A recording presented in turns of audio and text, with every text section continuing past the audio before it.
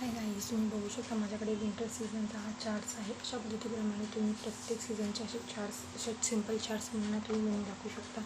आपण कशा पद्धतीप्रमाणे विंटर्समध्ये काय काय गोष्टी करतो आणि त्याच्यानंतर आपण विंटर सीझनमध्ये आपण काय काय गोष्टी वेअर करतो, कोणकोणत्या कोणकोणते व्हेजिटेबल्स आणि कोणकोणते थिंग्स आपण गोष्टी खातो, कोणकोणते व्हेजिटेबल्स खातो.